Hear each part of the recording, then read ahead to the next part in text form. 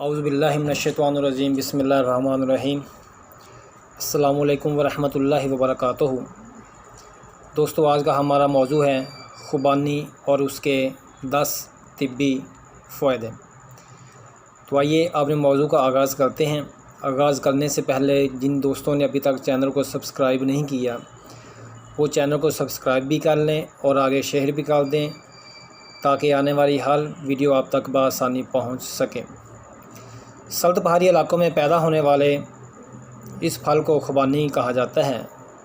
یہ بہت خوش ذائقہ اور غذائیت سے بھرپور ہوتا ہے۔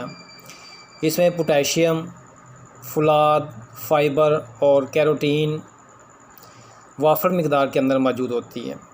خوبانی کے بہت سارے فائدے ہیں، جن میں سے 10 فائدے آپ کی نظر گزار کرتا ہوں جو کہ مندرجہ ذیل ہیں۔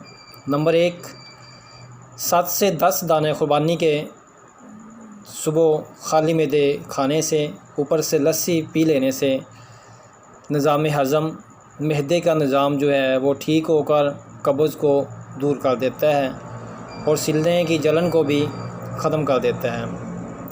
نمبر 2 نمبر پہ نزلہ، زکام، گلے کی خراش اور منہ کی بدبو دور کرنے کے لیے بھی روزانہ 5 دانے خوبانی کے استعمال کرنے چاہیے۔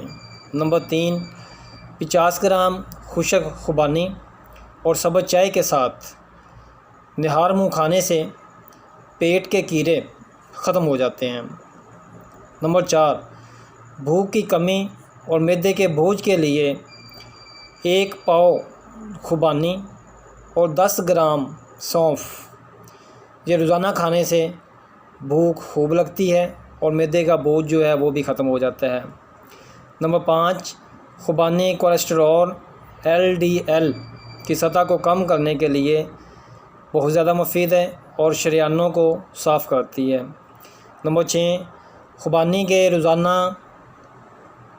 10 گرام خوبانی اور 30 گرام عناب، یہ پھنسی پھوڑے کے لیے، گرمی دانوں کے لیے بہت زیادہ مفید ہے۔ اس کو ایسے ہے کہ خوبانی اور عناب کو رات کو بھگو دیا جائے، صبح اس کو استعمال کر لیا جائے، تو یہ بہت زیادہ مفید ہے۔ خوبانی کا جوس روزانہ پینے سے بلڈ کے اندر روانی بہتر ہو جاتی ہے، خون پیوریفائی ہو جاتا ہے۔ نمبر 8، 5 عدد خوبانی اور 5 عدد انجیر، ان دونوں کو ملا کر اگر استعمال کیا جائے تو یہ بواسیر کے لیے بھی بہت زیادہ مفید ہے۔ نمبر 9، خوبانی کا جوس کان میں ڈالنے کے لیے، کان کے درد کے لیے، کان کی سوزش کے لیے بہت زیادہ مفید ہے، اس لیے خوبانی کا جوس نکال کر اگر کان کے اندر ڈالا جائے تو کان کی درد جو ہے وہ ٹھیک ہو جاتی ہے۔ نمبر 10، جگر کی سختی کو دور کرنے کے لیے بہت زیادہ مفید ہے۔ اگر خوبانی کے 10 دانے روزانہ استعمال کیا جائے تو جگر کی گرمی بھی دور ہو جاتی ہے اور جگر کی سختی بھی دور ہو جاتی ہے۔ بہت شکریہ، السلام علیکم۔